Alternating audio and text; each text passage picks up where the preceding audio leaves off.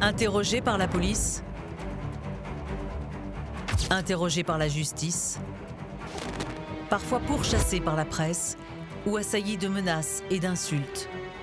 Les familles de criminels payent souvent très cher des crimes qui ne sont pas les leurs et qu'elles ne s'expliquent même pas. Sandrine Delporte et Ramón Cortés sont jugés pour assassinat.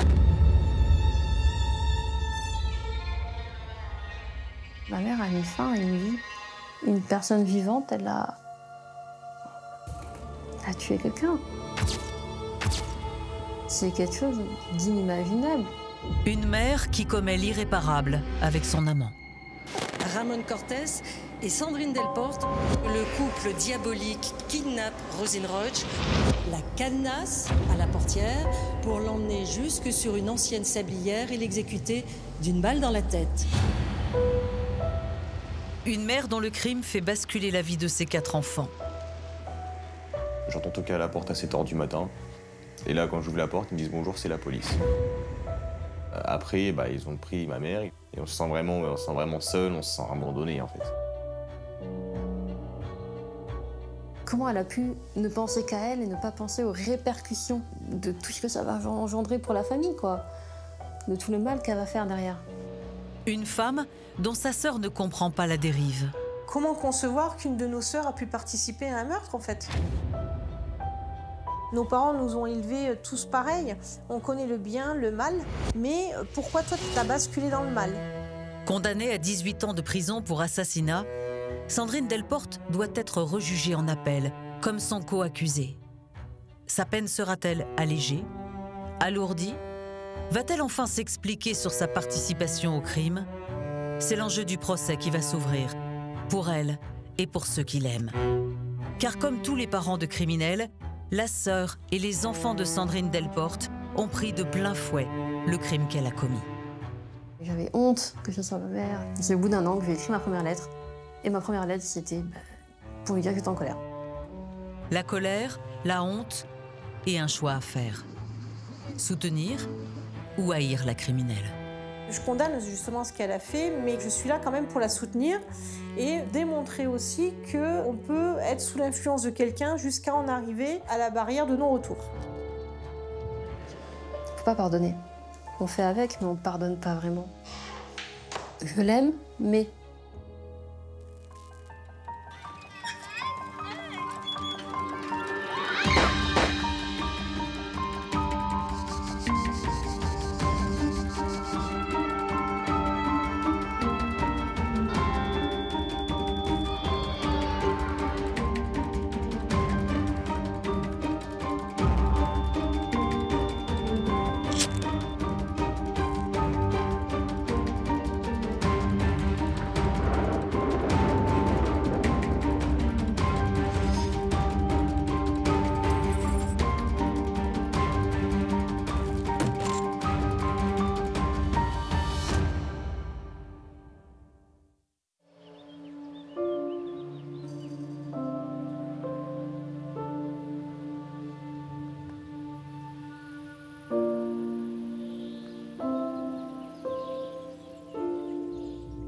Jusqu'à hier, ça allait. Ce matin, c'est pas ça. On sait qu'on va passer une grosse semaine. Dans quelques heures, la sœur de Muriel comparaîtra pour la 2e fois devant une cour d'assises. Sandrine Delporte a été condamnée en première instance à 18 ans de prison pour assassinat. Mais son implication dans le crime reste floue. La cour et sa famille ont 5 jours pour connaître peut-être enfin la vérité sur sa participation. Après 6 ans d'attente, 6 ans pendant lesquels ses 4 enfants et sa sœur ont dû apprendre à vivre sans elle, mais avec son crime. Hey baby. Si tu as Tati au téléphone, dis-lui que la tienne bon, hein, qu'elle reste pas, qu'elle n'ait pas peur, qu'elle ait pas peur. Lui, il arrive libre, Oui. les mains dans les poches, alors qu'elle, elle arrive menottée avec la police. Lui, c'est Ramón Cortés, l'amant de Sandrine Delporte. C'est lui qui l'a entraînée dans ce crime. L'homme a écopé de 30 ans de prison en première instance pour l'assassinat de son ex-femme en 2013. C'est lui qui a fait appel. Les 2 coaccusés doivent donc être rejugés. Mais comme la justice a tardé à audiencer le 2e procès, Cortés a pu demander une remise en liberté qu'il a aussitôt fêtée chez lui avec son épouse légitime. Un petit verre de vodka. De vodka, pas vodka, c'est De vodka. À la santé de tout le monde. À la liberté. À la liberté.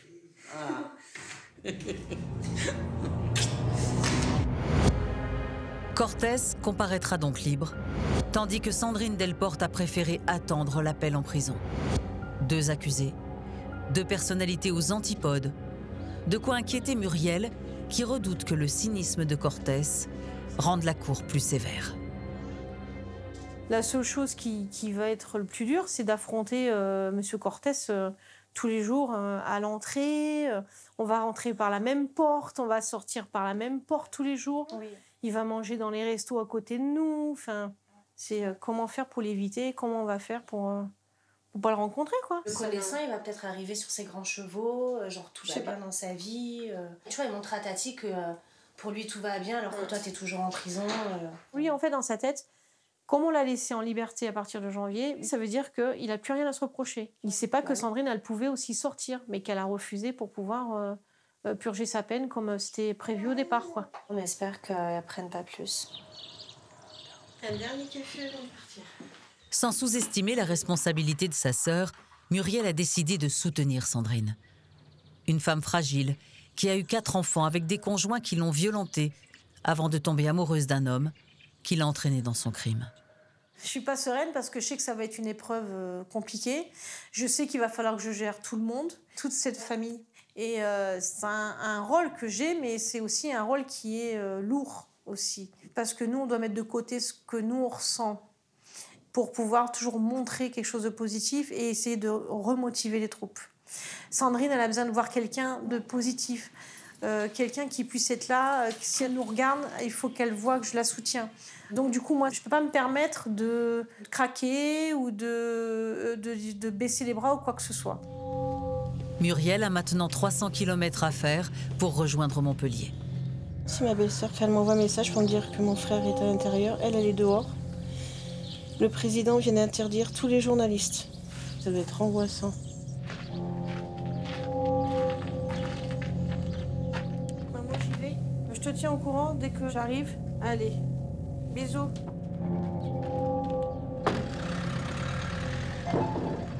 Allô Corinne? Il y a déjà du monde? Oui. J'ai discuté un peu déjà à l'extérieur. Apparemment, le président, c'est quelqu'un de très sévère, mais qui est juste. Mais qui est juste? D'accord. Oui. Ok. Par contre, lui, il est toujours pas là. Hein. Ah bon? Ouais, les journalistes l'attendent tous, ça, et il est pas là. Il est pas arrivé? Non. J'y crois pas. Il est pas là. Monsieur Cortés. Il est pas là, il est pas arrivé. Il est 8h40, il est toujours pas arrivé au tribunal. Sans Cortés, le procès ne pourra pas commencer à 9h et il risque d'être reporté. Dans la panique, Muriel prévient Léa, la fille aînée de Sandrine. Elle aussi est en route pour Montpellier. Ma tante m'appelle, elle me dit il s'est passé quelque chose, il ne s'est pas présenté. Bon, quand il dit il, on sait plus, voilà, c'est évident, c'est Cortés qui ne s'est pas présenté. Personne n'était vraiment étonné. Mais d'un autre côté, on se dit mais pourquoi il a fait appel du coup? C'est lui qui l'a réclamé, son appel, pourquoi il vient pas? Pourquoi? Ça joue pas en sa faveur, on comprend pas la logique.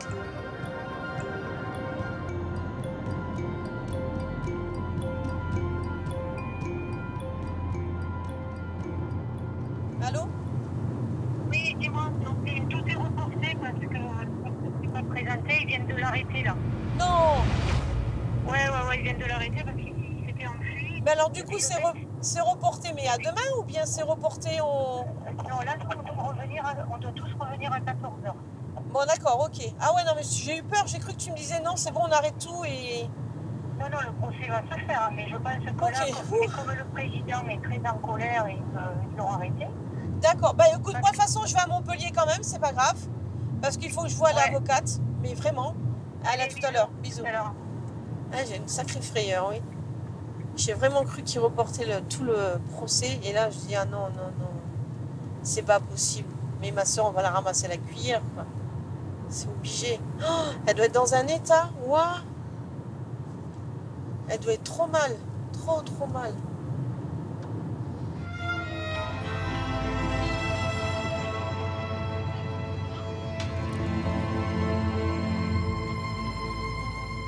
Ma mère voulait pas du tout ce procès.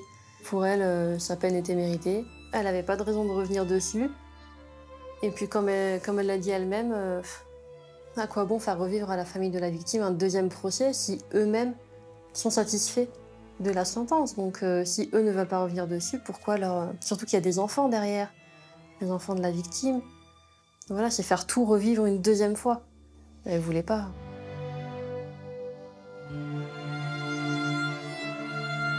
Et du coup, ce procès, on est tous un peu stressés. On se dit, bon, la première fois, ça s'est pas trop mal passé. 18 ans, c'est beaucoup, mais ça aurait pu être pire.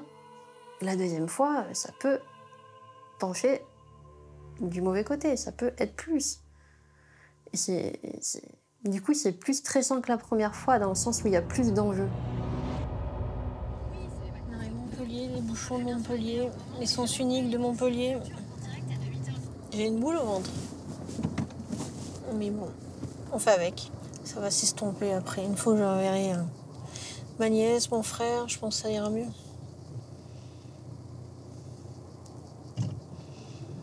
On a besoin d'être unis dans ces cas-là. Ça va? C'est ça. Elle m'a dit que son train arrivait à 13h ou 13h06, je sais plus. Ah, elle est là! Ça y est. Je savais que tu le reconnaissais. Léa a 23 ans. Elle a pris 5 jours pour assister au procès de sa mère. Alors? Du coup, oui, je t'entends. Elle est perturbée. Je t'entends. Plus en quart de route. T'as mangé? Non. T'as pas faim? Ouais. Allez, on y va. Oui, ce week-end, t'as eu ta mère, toi, ce week-end? Ce matin, tu l'as pas vue, toi, du coup, Sandrine? Non. Elle était pas dans le box? Léa, Muriel, son frère et sa femme vont maintenant rejoindre le palais de justice. La famille arrive au même moment que l'avocate de Sandrine Delporte, maître Iris Christol, une ténor du barreau de Montpellier. Bonjour, mais alors qui maintenant, mais je voilà. Ah, enchantée. Enchantée. Et Muriel, voilà. C'est Muriel que j'ai eu beaucoup au téléphone. Moi, quand j'ai maître Christol au téléphone pour la première fois, elle me demande quelle est ma position. Donc, je lui explique que moi, je veux défendre corps et âme ma sœur. Je lui explique bien que je condamne justement ce qu'elle a fait, mais que je suis là quand même pour la soutenir et démontrer aussi que on peut être sous l'influence de quelqu'un jusqu'à en arriver à la barrière de non-retour. Bon, donc là, pour l'instant, ce matin, ça a été très compliqué. Voilà. L'idée, c'est que bon, elle a pas bien réagi parce que quand je suis allée lui dire qu'il n'était pas là, ça a été un peu, elle s'est effondrée, ça a été compliqué parce qu'elle dit mais moi j'ai voulu rester là pour mes enfants. J'ai dû leur expliquer que je choisissais de rester en prison même si je pouvais être libre comme lui. J'ai pas fait ce choix-là et lui il est pas là et elle était seule dans le box. Enfin, c'était dur. Et puis après quand on nous a annoncé qu'il était certes en fuite mais qu'on l'avait retrouvé, elle s'est apaisée. Du coup, la différence, c'est qu'il va comparaître détenu. Ce qui va quand même changer considérablement les choses pour vous, pour nous. C'est-à-dire qu'on ne va pas le croiser à chaque interruption d'audience. Donc là, du coup, ça repositionne les choses un peu différemment. De toute façon, voilà, cette semaine, elle sera peut-être interminable, mais elle finira bien un jour. Pour elle, voilà, c'est important d'être jugée. Maintenant, voilà, elle veut en finir, payer ce qu'elle a à faire. Et voilà. Donc, on va aller la voir là pour voilà, voir comment ça va après ces quelques heures qu'elle ait digéré.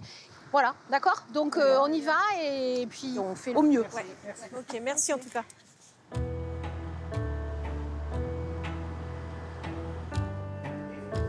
Pour défendre Sandrine Delporte, La défense a besoin de démontrer que sa cliente a pu agir sous la domination, l'emprise de son amant. Léa a été appelée par l'avocate de sa mère pour témoigner en faveur de sa mère. Donc elle a vraiment un témoignage clé. Moi, il fallait que j'arrive à montrer ce cheminement avec ses ex-maris, pour montrer comment elle a atteint une fragilité et elle a vu à un moment donné un sauveur et comment elle a pu tomber sous emprise, finalement. Tant qu'ils n'ont pas témoigné, les témoins ne peuvent pas entrer dans le prétoire et suivre les débats. Un poids de plus pour Léa, qui appréhende déjà de devoir parler de sa mère en public ou répondre aux magistrats et aux avocats. Elle est quand même anxieuse. C'est pour ça que je l'accompagne en fait. Je sens bien qu'elle a besoin d'un peu de soutien et qu'on puisse être avec elle, quoi. J'ai attendu de 16h à 21h. J'aurais pas attendu avec elle. Je serais vraiment montée en pression. J'aurais vraiment eu un stress énorme. J'aurais eu la boule au ventre pendant 3 heures, quoi. Alors que là, en plus, c'est une personne marrante qui détend vraiment énormément l'atmosphère et ça m'a vraiment fait du bien. Après 5 heures d'attente, Léa est enfin appelée à la barre.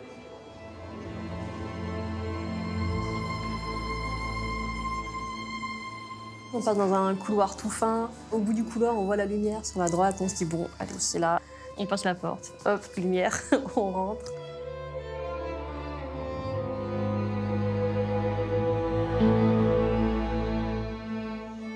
Et voilà, on s'installe au pupitre. Et là c'est concret. Là, ça démarre, on fait plus demi-tour, quoi. Au premier procès, j'en suis sortie en me disant « Ah tiens, j'aurais pu dire ça, j'aurais pu dire ça ». Donc là, je voulais vraiment rien oublier. Du coup, ouais, je me suis fait un plan. Et ma première grande partie, c'était du coup la condoléance à la famille de la victime. J'ai commencé par ça. Ensuite, j'ai commencé avec mon père. Le père de Léa, un homme dominant et brutal. Le premier dans la vie d'une femme qui a multiplié les mésalliances.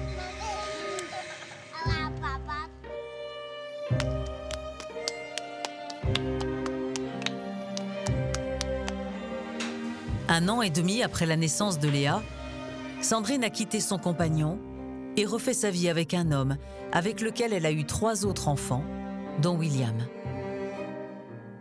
Au début, voilà, mon enfance, ça a été quelque chose d'assez classique. J'ai eu une enfance, une très bonne enfance. J'étais un enfant hyperactif, donc beaucoup d'activités. Ma mère se donnait des plannings impossibles pour pouvoir gérer mes activités extrascolaires en dehors. Elle s'est toujours occupée de moi, elle s'est toujours démenée pour que je puisse réussir mes cours, que je puisse réussir mes études et que je puisse faire ce que je veux.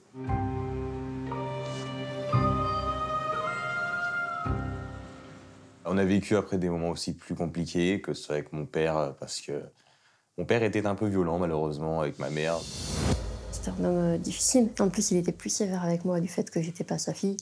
J'ai déjà eu le coup de ceinture. Même ma mère, du coup, ça avait des retombées sur elle. Elle était forcément en conflit avec lui, parce qu'elle cherchait à me défendre. Voilà, c'était vraiment compliqué.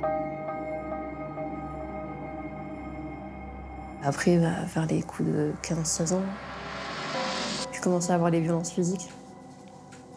Voilà, la fois où il l'a attrapé à la gorge, qu'il l'a plaqué contre le mur, parce que ma cousine devait se faire tresser, et elle a pris l'initiative de prendre une date sans lui demander. Et elle n'a pas le droit de prendre l'initiative.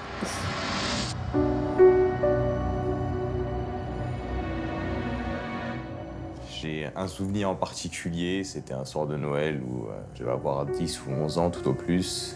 Et une grande engueulade qui a commencé entre mon père et ma mère. Il se criait dessus assez fort et il a attrapé par la nuque en essayant de la mettre dans la gazinière et moi je me suis interposé au milieu du coup.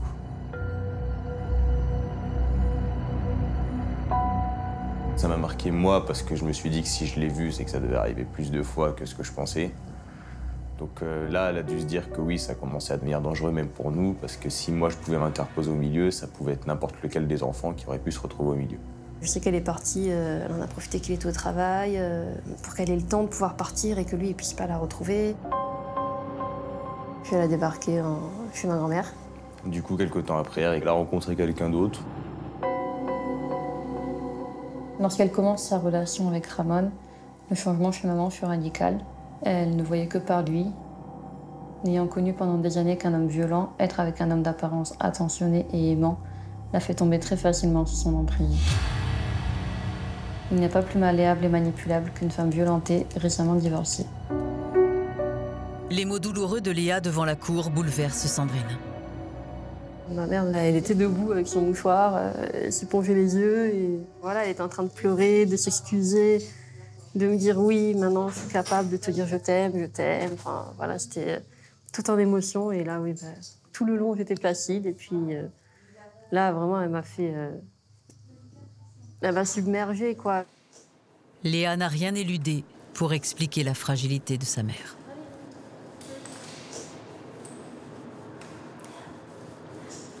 Il est strict. Vraiment strict dans les interrogations qu'il t'a posées aussi? Ouais, c'était plus poussé que la première fois. Ce qui est différent de la première fois, c'est qu'elle a l'occasion de parler en fait pendant que moi je parle.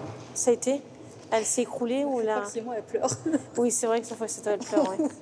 Pour elle, ma vie, elle s'est arrêtée il y a quelques années. Elle n'a pas vu mon évolution en tant que femme. Donc pour elle, je suis toujours le petit bébé et puis elle voulait pas faire ça à son bébé, pas la mettre sur un pupitre à devoir parler, elle s'en veut. C'est pour ça que je tiens vraiment à la regarder, à lui sourire pour lui dire que tout va bien, ça se passe bien, qu'elle n'a pas trop à s'en faire. Je vais parler un petit peu de tout, je crois bien un oublié. T'as un oublié? Ouais. C'est principal après. Bon, c'est passé pour toi. C'est fini. C'est fini. Il reste. Pour moi, j'ai passé un cap déjà au moment où je suis passée témoigner. Après, c'est vraiment, je me sentais soulagée de me dire bon, j'ai fait ma part. Je suis satisfaite de ce que j'ai fait. Je suis contente de mon témoignage. Et maintenant, c'est à elle de faire de son mieux. Et j'ai fait ce que j'ai pu. Maintenant, c'est plus entre mes mains. Bon, on va essayer de dormir. Hein? Je vais essayer de manger aussi. Voilà, et moi je vais essayer de potasser mon discours pour demain. La deuxième journée sera très difficile pour tout le monde. La cour va maintenant aborder les faits, le crime de Cortés et le rôle de Sandrine.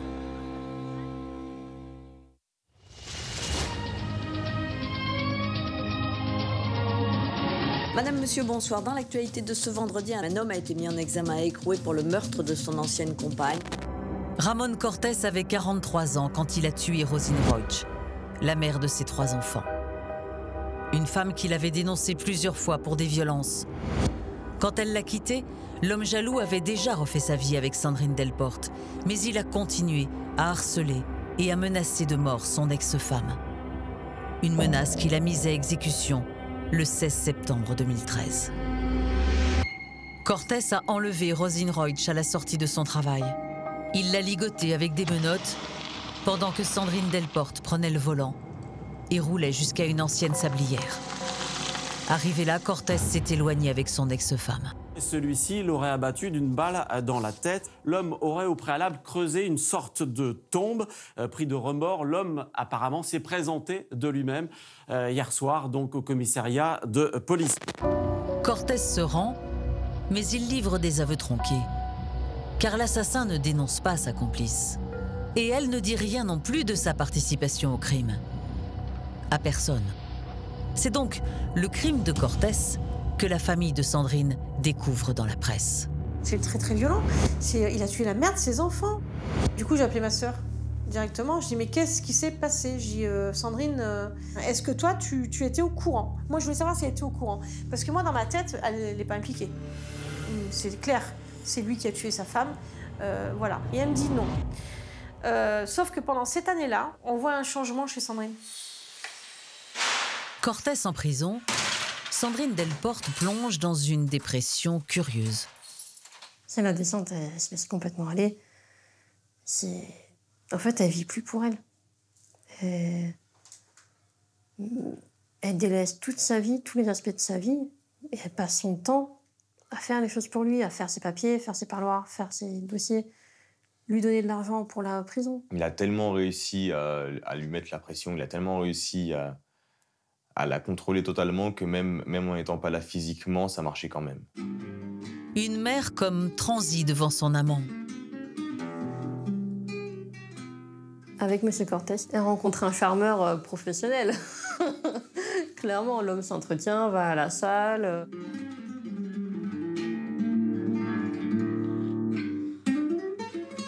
Moi, je joue de la guitare, c'est romantique, je vais t'écrire des chansons. Comment ne pas tomber?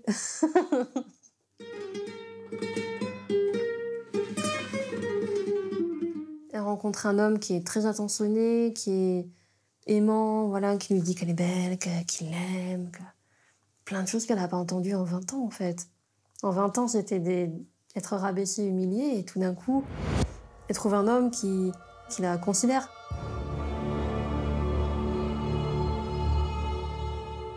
Au fur et à mesure, il prenait de la place, il était là plus souvent chez moi, il était là plus souvent dans nos conversations.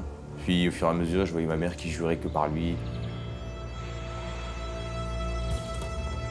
À l'écouter, il pouvait tout faire, quoi. Il pouvait te guérir, il avait eu la bénédiction de Dieu, il avait les pouvoirs de Dieu, et il pouvait faire ce qu'il voulait. C'était pas Dieu, mais on n'en était pas loin, quoi.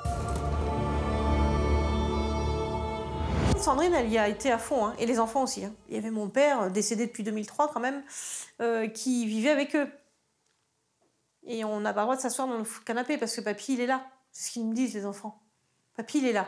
Ah, papy, il est là. Ah, c'est bizarre quand même. Oui, il vit avec nous, c'est son fantôme, il vit avec nous. C'est M. Cortés qui peut communiquer avec lui et il nous dit des choses. Donc il fait croire aux enfants que mon père est présent parmi eux et qu'il leur dit des choses. Mais qu'il le fait par lui, parce que lui, il a des pouvoirs, il a des dons. Bon, commence à devenir bizarre quand même. Il y a un truc qui cloche, mais elle me disait non, c'est parce que tu le connais pas, moi je le connais depuis toujours. Il est plus voyant que nous, il voit des choses que nous on voit pas. On peut pas comprendre puisqu'on n'a pas ces dons. Donc on peut que le croire, et oui, ça fait vraiment gourou. C'est gourou, c'est nous on peut pas savoir, on n'a pas de dons, mais vu que lui il les a, on peut pas se mettre à son niveau, on peut pas comprendre.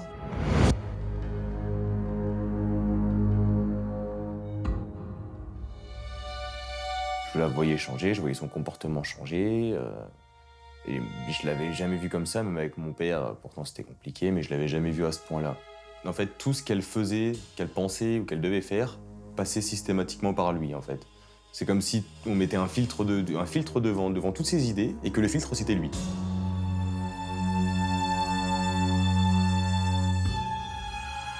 Déjà, il y a eu des signes avant-coureurs que les choses dérapaient.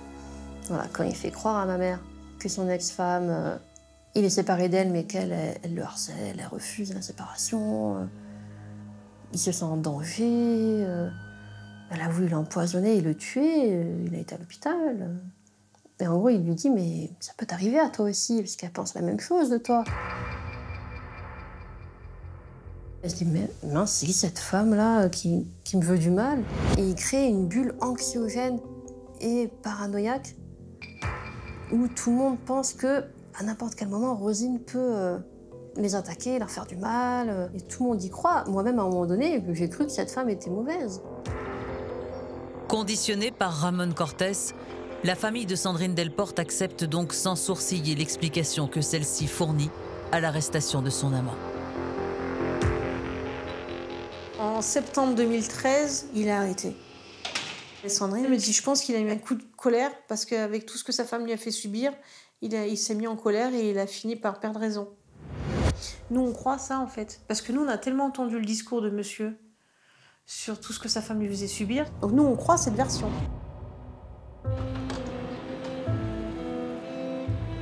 Au deuxième jour du procès, l'angoisse monte encore pour Muriel, qui doit toujours attendre de témoigner pour assister au débat.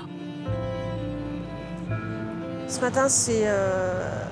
disons que je suis mitigée. Autant je suis anxieuse d'affronter le tribunal, mais autant je suis désireuse de vouloir apporter un éclaircissement sur différentes choses. La seule anxiété, c'est est-ce que je vais bien répondre aux questions? Est-ce que ça ne va pas mettre ma sœur en porte-à-faux? Est-ce que ça ne va pas l'enfoncer plus que ce qu'elle n'a déjà?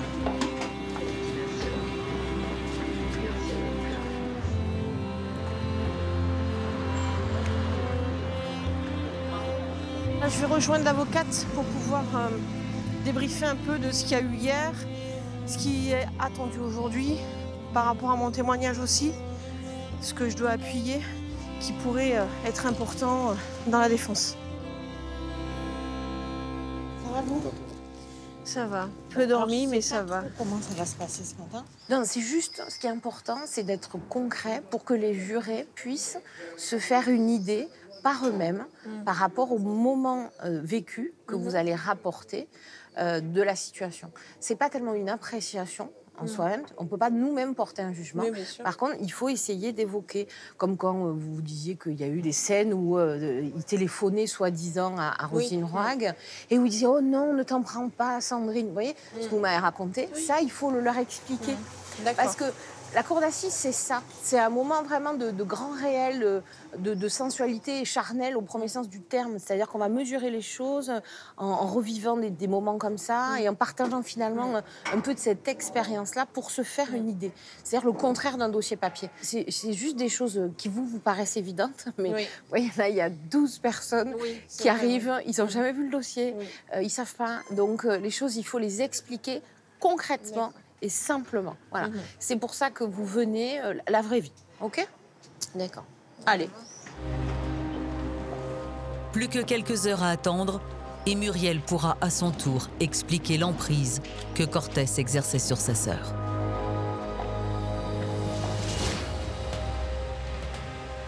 Une emprise dont la famille a compris tardivement l'ampleur. 1 an après l'arrestation de Ramón Cortés, en octobre 2014. J'étais chez moi, je me préparais pour aller au lycée, parce que je venais de rentrer en seconde. J'entends toquer à la porte à 7h du matin. Et là, quand j'ouvre la porte, ils me disent « Bonjour, c'est la police ». Je dis « Mince ». Mon premier réflexe, je dis bah, « Pourquoi vous êtes là à 7h du matin ?» Parce qu'il n'y a pas de raison d'être là à 7h du matin. Et là, ils m'expliquent qu'il va y avoir perquisition, etc., qu'on emmène votre mère en garde à vue. Ils ont retourné les lits, ils ont retourné les placards, ils ont tout retourné. Ils ont retourné le canapé, ils ont cherché partout. Et après, ils ont pris ma mère, ils ont pris nous, les enfants, ils ont dit bon, en gros, on y va, on va à la gendarmerie. Il était 8h du matin.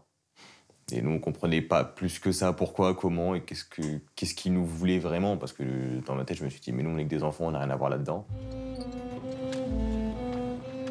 Mais bon, au final, on y est tous allés.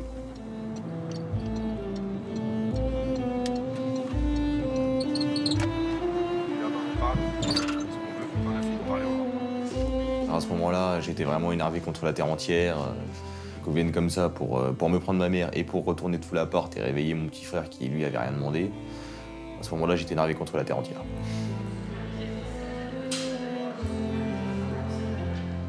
J'étais à un cours de psycho. Ma sœur Priscilla qui m'appelle et je l'entends pleurer. J'étais complètement paniquée.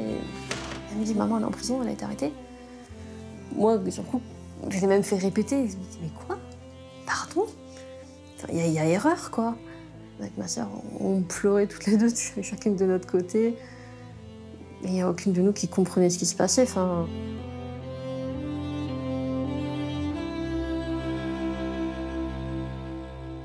Nous, dans notre tête, elle est arrêtée parce que elle devait être au courant de ce qu'il voulait faire et qu'elle ne l'a pas dit. Donc pour nous, c'est complicité. Et quand on va voir l'avocate qui nous dit « Mais non, mais vous êtes loin du compte. Non, non, elle est incarcérée au même titre et arrêtée au même titre que monsieur. Elle est accusée d'assassinat. » Et nous, c'est violent. Hein. C'est super violent. Hein. Moi, je me souviens, j'étais avec mon petit frère d'un côté, ma mère de l'autre. On est assis, heureusement qu'on est assis, on comprend pas. On lui dit « Mais non, c'est pas possible, c'est complicité. » Ah non, non, non, c'est 30 ans qu'elle nous dit. Là, on tombe des nues. Après des mois d'enquête, les gendarmes ont fini par découvrir que Cortès n'avait pas agi seul. Sandrine Delporte a utilisé un tracker pour suivre Roselyne Roig. Son téléphone a borné sur le trajet et les lieux du crime. Elle a aidé l'assassin, elle était à ses côtés, elle savait et n'a rien empêché. Après 48 heures de garde à vue qu'elle a passé, on nous a conviés, disons, à aller au tribunal de Perpignan qui se trouvait à côté de chez nous. Et là, à ce moment-là, donc première fois en 16 ans de ma vie, je pense que j'ai vu ma mère pleurer et qu'elle nous a dit que là, elle partait en maison d'arrêt. Donc ça a été un choc parce que déjà, voir ma mère pleurer depuis tout ce temps, ça m'était jamais arrivé. Et en plus, on a le droit quand même de lui faire un dernier câlin, etc. Mais Moi, je me suis dit, bon, bah, ça va être long, ça va être très long.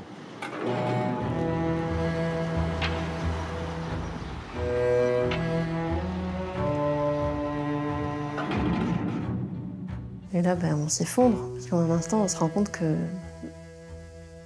pendant combien de temps on va pas voir notre mère? Quelles vont être les conséquences? Ben, les conséquences, c'est que les enfants, ils partent chez leur père en Bourgogne, leur père violent. Ils retournent chez leur père violent. Pour moi, c'était ultra grave. Pour moi, oui, c'est ça, elle avait fait le choix de briser cette famille et qu'elle n'avait pas réfléchi aux conséquences pour ses enfants. Et je me suis dit, non mais attends, le dernier, il a 10 ans.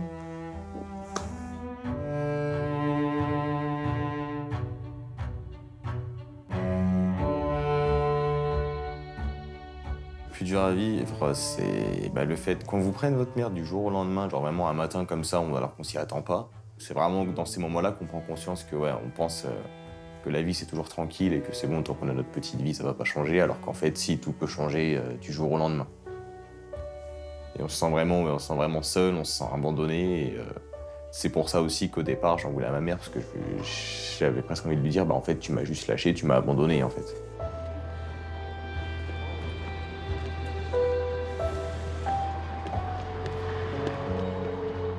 Le truc le plus choquant qui arrive, c'est qu'on se dit, mais en fait, on la connaît pas. Enfin, finalement, je connaissais pas ma mère. Jamais j'aurais pensé qu'elle pourrait faire une chose pareille. En fait, je la connaissais pas. Je savais pas de quoi elle était capable. En fait, là, mais c'était j'avais pas de peine pour ma mère, à ce moment-là. J'avais que de la haine, de la colère, j'étais révoltée. J'étais dans le rejet, j'ai dit non, elle a trahi tout le monde, c'est pas la femme que j'ai connue, je veux plus en entendre parler. Comment concevoir qu'une de nos sœurs a pu participer à un meurtre, en fait? On comprend pas ça. C'est vraiment une colère de... Mais pourquoi t'en es là? Parce que nos parents nous ont élevés tous pareils. On connaît le bien, le mal. Mais pourquoi toi, t'as basculé dans le mal?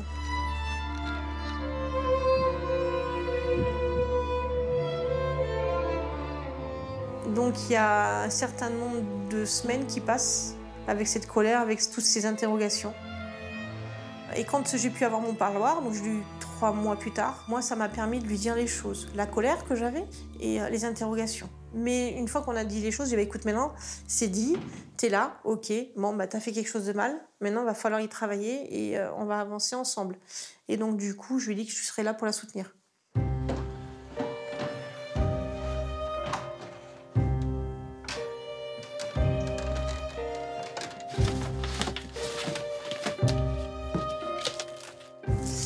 Nous, on est 7 enfants, 4 enfants naturels, 3 enfants adoptés, plus tous les enfants que ma mère a élevés en tant que famille d'accueil.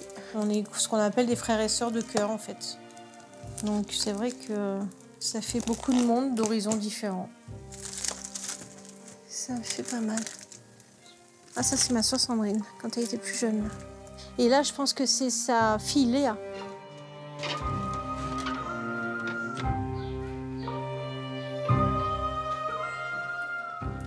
Sandrine, elle est sur les enfants naturels, elle est la 3e, mais sur toute la fratrie, elle est la 4e. Sachant qu'on n'a pas beaucoup d'écart l'une derrière l'autre. Hein.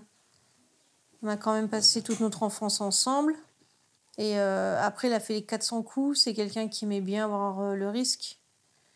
Et c'est vrai qu'avec Sandrine, j'ai souvent été derrière elle pour la protéger et surtout des mauvaises fréquentations qu'elle pouvait se faire ou des intimidations des autres. Parce que même si elle fait la femme forte, elle a toujours été quand même un peu tendance à être influencée par les autres. Mais vraiment. Donc c'est toujours moi qui ai fait le petit garde-fou, en fait. Et c'est peut-être pour ça aussi que la relation qu'on a en tant qu'adulte, et de ce côté-là aussi, elle attend toujours que la grande sœur protège. Et c'est ce qu'elle demande là actuellement au procès. C'est que je l'accompagne et que je la protège tout le long du procès, en fait. À quelques minutes de témoigner, c'est auprès de l'avocate que la grande sœur va chercher encore un peu de réassurance. Elle sait que la justice veut évaluer l'implication de Sandrine Delporte. Où était-elle pendant le coup de feu? Pourquoi n'a-t-elle rien empêché? Rien dit? Par soumission? Vraiment? Par contre, il faudra revenir sur l'histoire de... Ils ne comprennent pas comment elle peut être à la fois aussi avec un gros caractère enfant et comment elle peut être aussi soumise avec les hommes. Ça, c'est impossible. D'accord. Ah ben, je leur expliquerai que je compte sur vous. Non, pas de souci. Et elle, comment elle est? Alors, maman m'a dit, si tu peux dire à l'avocate qu'elle dise à Sandrine qu'elle garde courage, que je l'encourage à affronter cette épreuve, et je suis dans son cœur. Oh, tu vous lui dites... Je lui dire, mais elle va pleurer après. Mais je lui dis... Ouais, voilà. Soir, quand elle sort. Hein.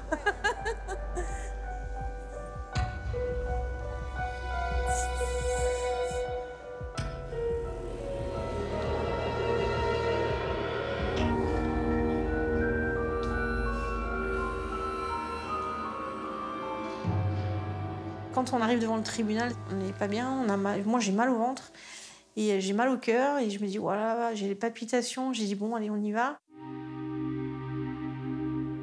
Et je vois Monsieur Cortez dans le box, je vois pas ma sœur. Je dis mais où est-ce qu'elle est? Le président me dit ne regardez pas Monsieur Cortez, vous me regardez moi.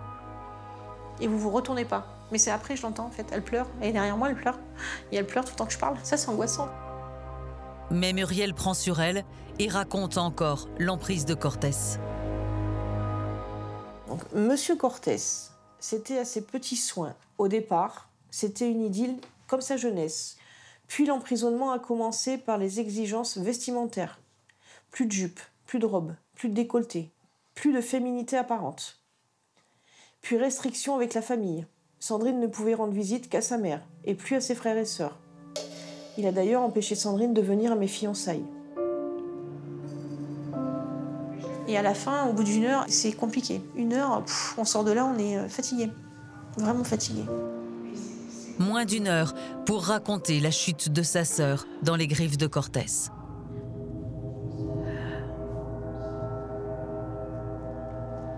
J'ai besoin de souffler. J'ai vraiment besoin de souffler.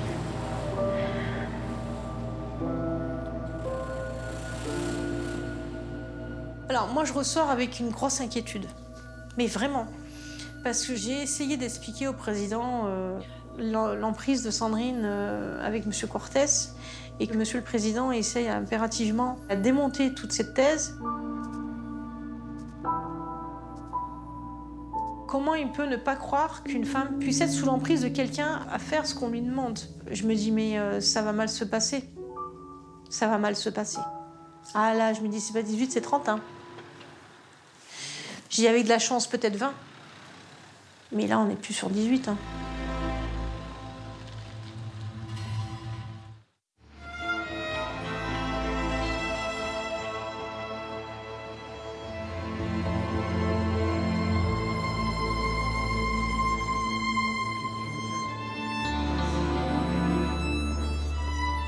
Je viens de témoigner et je vois ce monsieur. C'est le papa de la victime, quoi. Je dis à Léa, mais qu'est-ce qu'il fait ce monsieur? Elle me dit, mais je crois qu'il vient vers nous. Et quand on le voit arriver, on se dit, qu'est-ce qu'il va nous dire? Parce que nous, même si on n'a rien fait, on est dans une forme de culpabilité et de honte. On n'ose pas se mettre proche d'eux, on reste loin, on se dit, mince, ils vont... Quelle image ils ont de nous? Vous dites ça parce que vous êtes... Ne faites pas, pardon. Je ne vous en veux pas. Pas du tout. Merci. Bon. Je vous plains comme je me plais. Ah, mais oui. Ne faites pas. Oui. Ne faites pas du tout. Vous n'étiez pas en cause. Vous n'étiez pas dedans. Oui. On sait ce que c'est. C'est pas nous, mais bon, c'est. On a l'impression qu'on aurait dû faire quelque chose avant, en fait. Ouais. C'est ça, en fait. Ouais. Même nous, on est dans même cette position. Pourquoi on n'est pas intervenu avant? On ne s'est même pas rendu compte de ce qui se passait. C'est ça. De l'escalade qu'il y a eu, oui. On ne se sent pas. Et puis il nous dit qu'on n'a pas à s'en faire, qu'il ne nous en veut pas, qu'au final on est des dommages collatéraux comme eux. Et qu'il nous comprend. Il me dit même que mon témoignage était touchant et que j'avais fait un beau témoignage. Et je ne savais pas comment réagir. Je n'étais pas prête pour ça. Je n'étais pas prête pour un pardon comme ça. Et je me suis dit, waouh, il y a vraiment des gens forts en fait. Bonjour. La dernière. Bonjour madame. Quand j'entends, comme vous l'aviez décrit, c'est vraiment tout à fait lui, quoi. C'est vrai? Qu'elle ne pouvait pas se maquiller, Bon, pas se coiffer, qu'elle mette un pull attaché pour ne pas voir les formes. En fait, ça a fait le même schéma, en fait, avec votre sœur. Elle avait le droit d'être féminine quand il était à son bras. Voilà, mais maquillée, même pas maquillée, machin, alors qu'elle était super coquette tout le temps. Les parents de la victime et la sœur de la victime sont venus nous voir pour nous dire qui nous en voulait pas, qui comprenaient aussi que nous, on pouvait être dans la douleur, qui comprennent qu'en fait, Sandrine a pu être sous son emprise, en fait, parce qu'il disait que dans ce que j'ai décrit, moi, il retrouvait le même processus qu'il avait fait avec sa fille, en fait. Ouais. Elle était vraiment dans son emprise complète. Elle avait peur de lâcher. Le cerveau à toutes les femmes. Il aurait pu vraiment créer une secte, lui. Je suis allé voir, je lui ai dit, vous êtes au même point que nous. Je ne vous en veux pas, je ne peux pas vous en vouloir, c'est pas vous. Vous êtes autant embêtés, vous, que nous. C'est tout, quoi. Il n'y a pas des choses à... Non, non, c'est normal. La fille de l'accusé, la sœur de l'accusé, ils sont pour rien dans l'histoire au final. Et ils sont plus avec de la peine par rapport à leur mère et à leur sœur, ce qu'elle a fait que... Alors bon, faut être un peu... C'est le côté humain aussi. Mais bon, on ne peut pas leur en vouloir non plus, hein.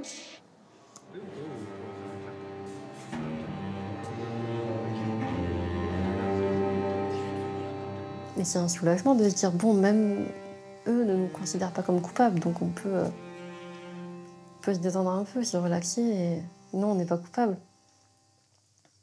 Et ouais, ça fait du bien. Ça enlève une honte et un poids quand même.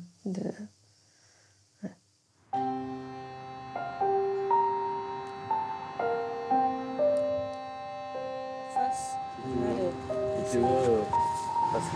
On va déjà faire la première partie.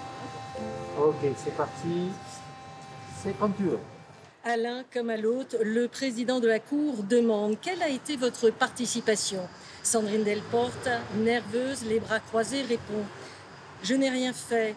J'ai juste conduit la voiture. Je n'osais pas bouger. Je n'ai rien voulu savoir.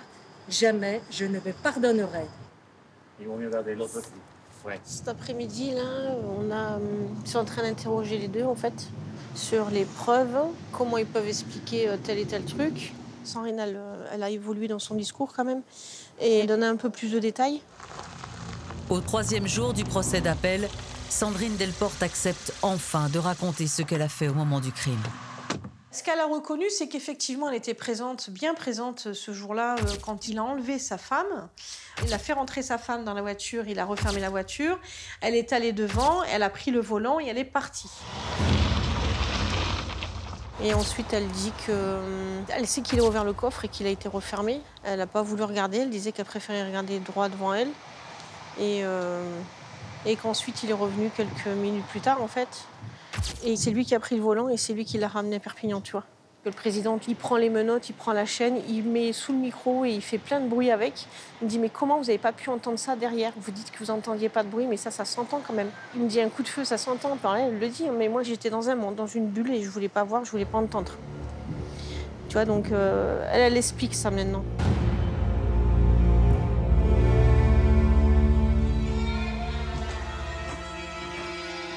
Surtout, elle a dit la phrase qui a choqué tout le monde, c'est « j'ai adhéré au projet ». Malgré que j'étais pas là, effectivement, je suis pas descendue. Mais voilà, j'ai conduit, j'ai adhéré, j'ai rien fait. Et voilà, c'est... Entendre « j'ai adhéré » à l'idée, ben, ça m'a... Ça, c'est la retombée. Hein. C'est la première fois que Léa entend sa mère reconnaître aussi clairement sa participation au crime. J'ai vu que ça avait été difficile ce matin. Ouais. Un peu dur. Ouais, un peu. Ouais, quand on rentre dans le vif des débats, c'est très compliqué du sujet.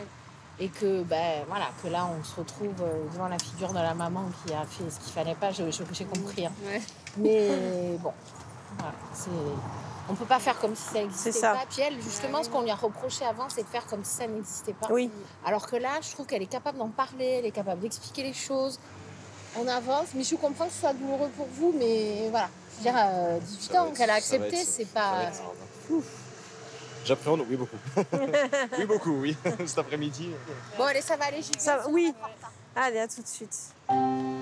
C'est maintenant au tour de William de s'avancer à la barre, pour la première fois.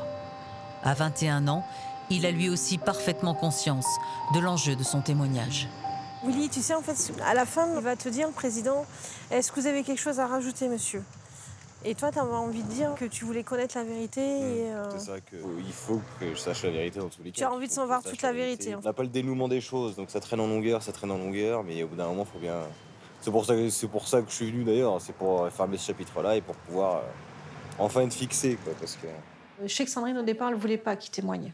Elle voulait protéger son fils. Et moi, j'avais expliqué à Sandrine que peut-être c'était un besoin chez William d'y participer, que ça faisait partie de son processus de deuil et aussi de cicatrisation des faits et de ce qu'il a pu vivre. Donc, elle avait fini par accepter, Sandrine. Elle a dit, mais il faut que tu le prépares, il faut que ceci... Enfin, elle était très angoissée. Et je lui avais dit de faire confiance en son fils. Ça va le faire, ça va le faire.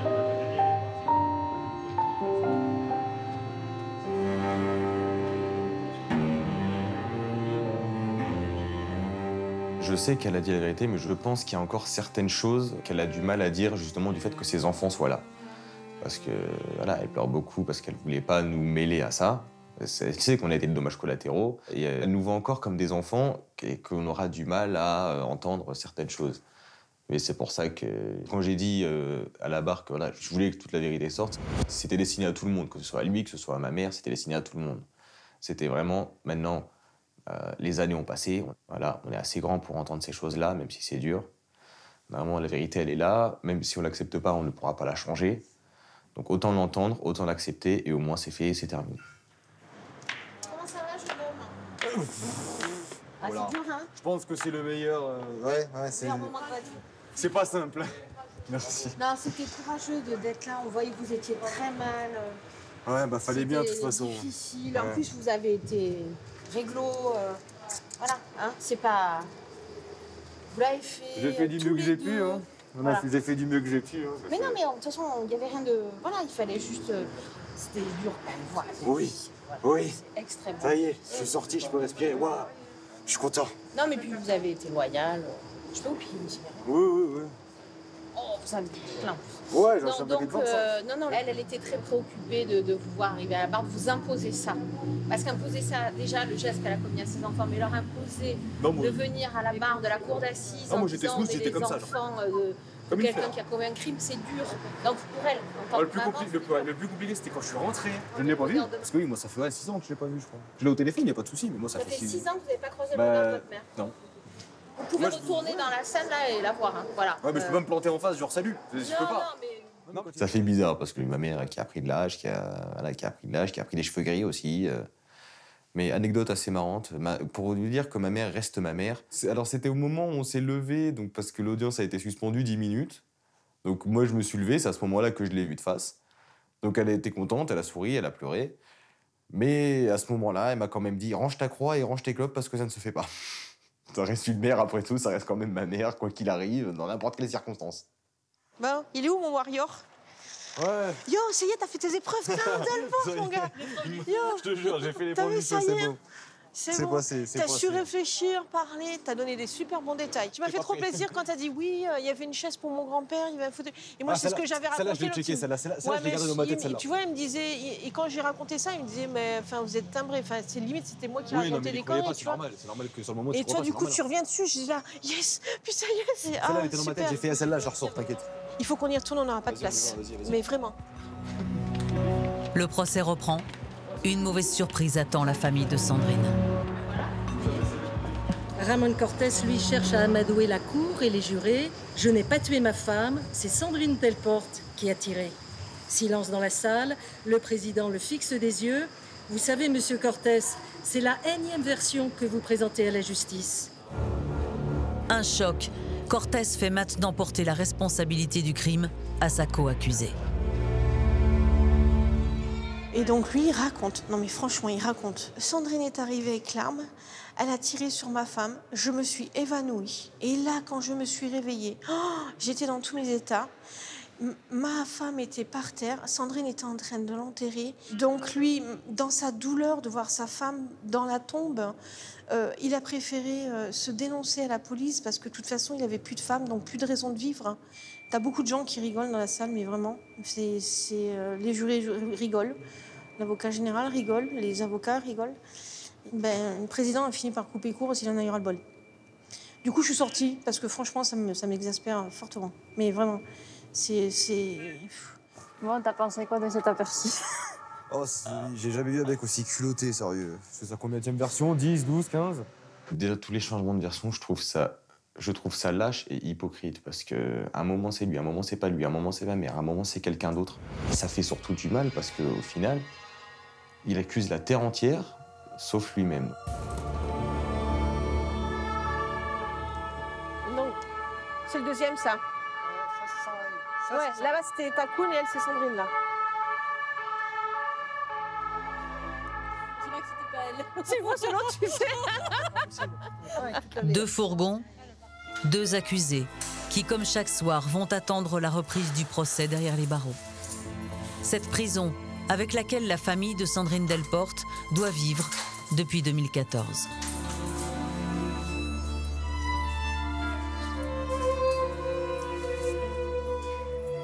Et avoir une sœur en prison, c'est terrible. Franchement, c'est terrible. Je le souhaite à personne. Aller voir sa sœur en prison, c'est terrible. La première fois que vous y allez, c'est... Oh, vous sortez, vous pleurez. C'est vraiment terrible. Et puis on est dans cette petite salle, là, à discuter. On est chronométré, on attend. On est là sur l'heure. Bon Dieu, vite, ça va. C'est bon, on a encore 10 minutes, on peut parler. Au départ, c'est dur. Hein.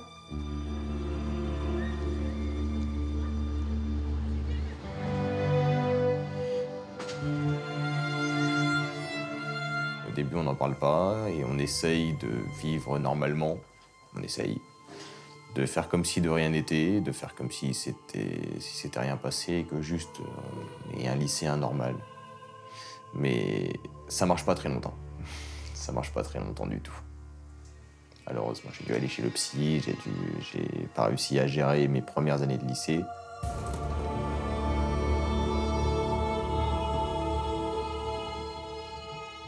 Mais au final, on pleure beaucoup, beaucoup, beaucoup. On sait plus ce qu'on doit faire, on sait plus vraiment qui... Même moi, je savais même plus vraiment qui j'étais, qu'est-ce que je devais faire, pourquoi j'étais là.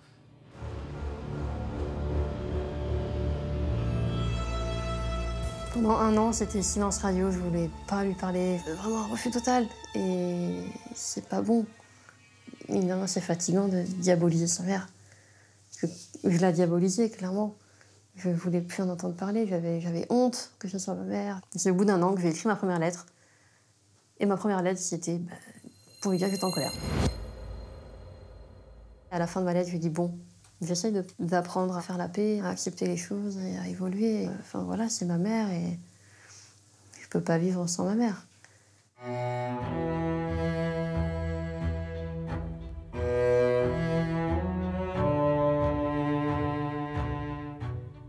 Au départ, elle m'envoyait des lettres et après un moment, elle a commencé à pouvoir m'appeler. Cet appel peut être surveillé ou enregistré. Au départ, j'en voulais toujours, donc c'était compliqué. Mais après, au fur et à mesure, on s'appelle plus souvent. Donc moi, je lui raconte toujours tout ce qui se passe, tout ce qui peut se passer en bien ou en mal. Je lui raconte tout ce qui se passe, etc. Elle suivait ma vie à distance. Ça fait du bien d'entendre la voix et de se rendre compte que elle est toujours la même personne. Et que c'est un être humain qui a des émotions. Voilà, je l'ai eu au téléphone, elle a pleuré. Elle a une part de faiblesse, de sensibilité. C'est pas un monstre. Et voilà, c'est là qu'on peut pardonner et passer à autre chose.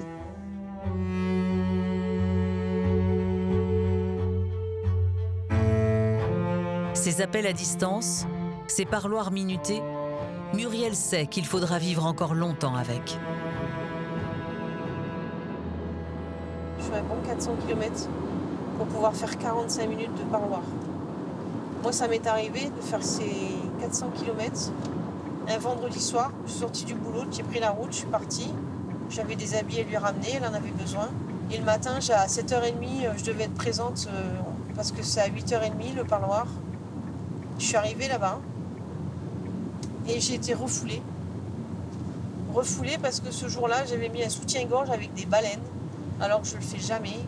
Et là, je l'avais mis et j'ai sonné au portique. J'ai sonné 3 fois et au bout de 3 fois, on vous met dehors. Et on vous dit, vous n'avez pas de parloir parce que vous sonnez. J'ai demandé à enlever mon soutien-gorge, ils ont refusé. Ils sont très sévères. Donc j'ai fait 400 km aller, 400 km retour pour rien en fait. Et je ne pouvais pas me libérer avant 2 mois. Donc elle n'a pas eu ses habits pendant 2 mois en fait.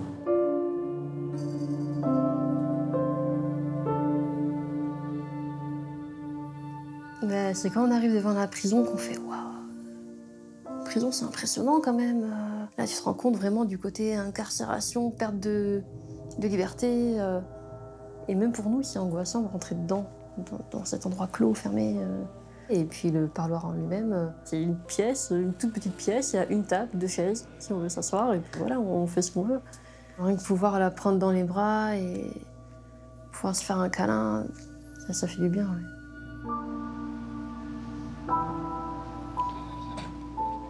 On raconte notre quotidien, on raconte si on a été en vacances, etc. Ça lui permet de garder un lien avec l'extérieur et de garder un lien avec une vie normale, en fait. Et elle le vit à travers nous. En fait, ça l'a fait s'évader, d'imaginer le monde extérieur qu'elle n'a plus. Et puis non, parler de l'affaire, parler de la prison.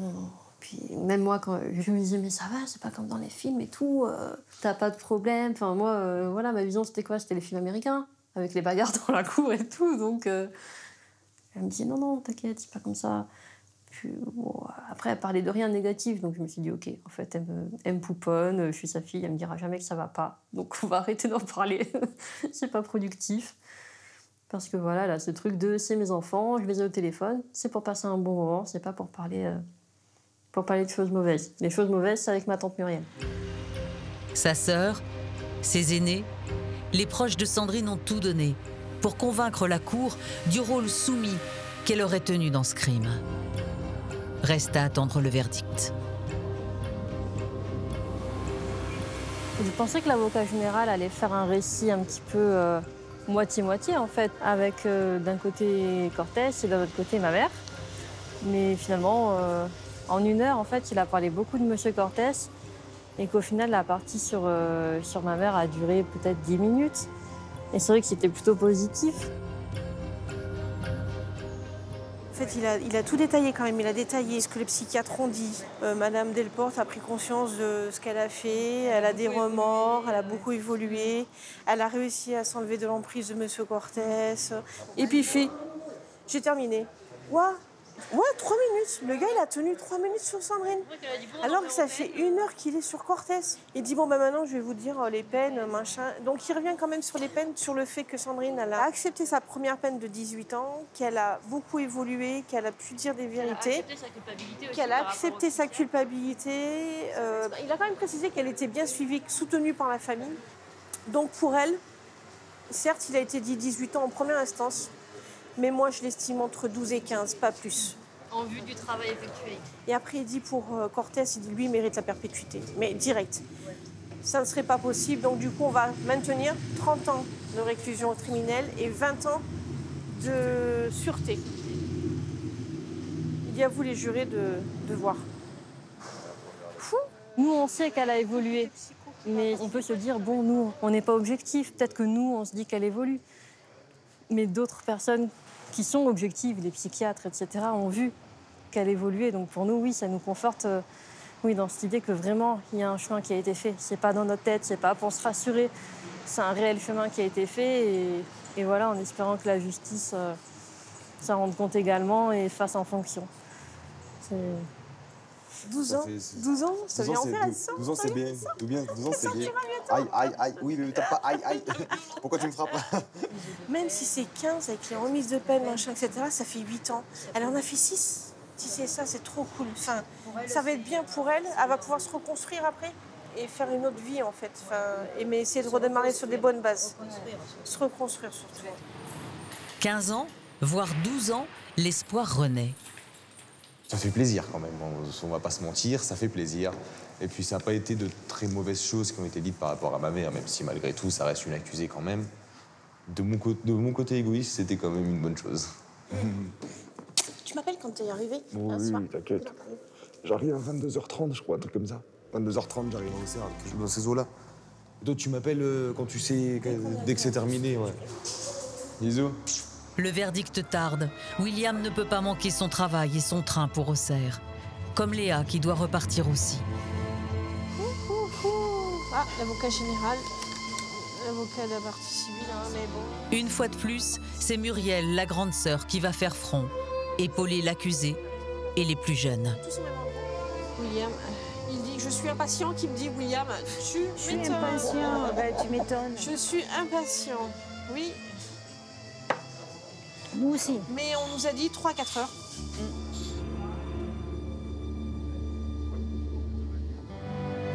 Encore, pas encore. Ça va arriver, ça va arriver. On attend. Ça y est. Ah non, c'est pas elle. Mais ça va, mais elle est folle. Hein. Non, mais j'ai pas du tout. Elle m'a fait peur. Mais... J'ai le cœur qui bat à l'heure. Je vais avoir un infarctus. Désolée, pas de nouvelles. Nous aussi, on attend. Ah, nous avons un nouvel article de journal. Dernier mot est donné aux accusés. Sandrine Delporte d'abord. Je suis sincèrement désolée. Tu vois, c'est bien ce qu'elle retranscrit. Hein. Je suis sincèrement désolée de tout ce qui s'est passé. Notre Ouigo à destination de Paris-Gare de Lyon circule actuellement avec un retard de 20 minutes. Dans 5 minutes? Ouais. 10 minutes. On fait quoi? 10 minutes. On décolle? Allez, on décolle. Yo, j'ai la boule au ventre. Là, c'est que là, on rigole bien, mais voilà. Et j'ai jamais été aussi impatient et accroché mon téléphone, je crois.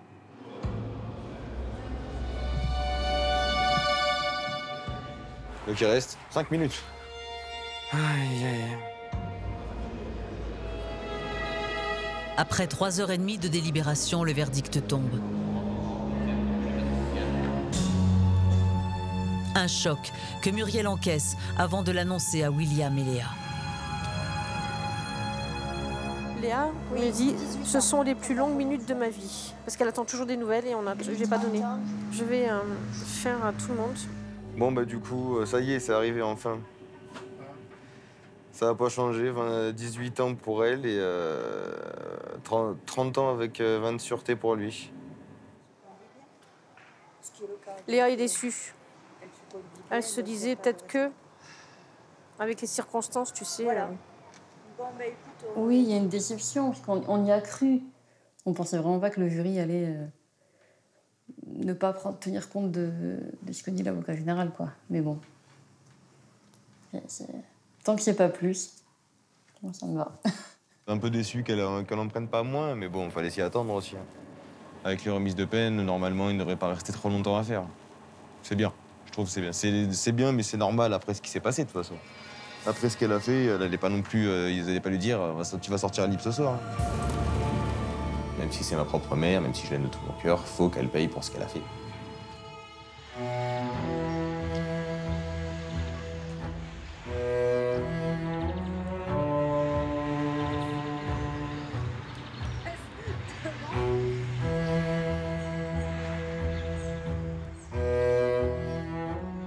Une fois le verdict tombé, je me dis qu'il ne faut pas que je reste chez moi à ruminer, à réfléchir. Donc je suis rentrée, le premier truc que j'ai fait, j'ai préparé mes bagages et je suis partie le lendemain matin à 7h du matin. J'ai pris mon vélo et je suis partie en voyage à vélo, Tour de France.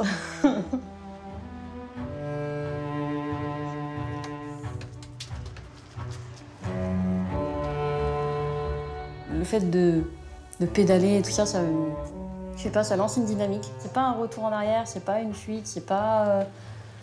c'est vraiment autre chose. J'ai repris ma vie dès le lendemain pour moi, en occultant l'autre partie négative, quoi.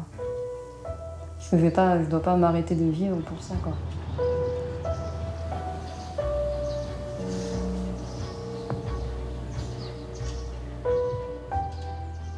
Quand Sandrine sortira, j'espère qu'elle pourra venir habiter à Brioude avec moi et maman. Est-ce qu'elle va réussir à trouver un travail? Est-ce qu'elle va réussir à faire plein de choses? Non, mais c'est angoissant, mais en même temps, elle sait qu'elle sera bien accompagnée aussi, donc c'est ce qui la rassure. Puis elle sait que moi, je pourrais l'aider dans sa réinsertion. C'est pour ça qu'elle veut être sur Brioude, en fait. Une ville magnifique, hein. Entourée de montagnes, avec un bon air. Donc je pense que ça lui sera bénéfique. Elle respirera à plein poumon et enfin libre.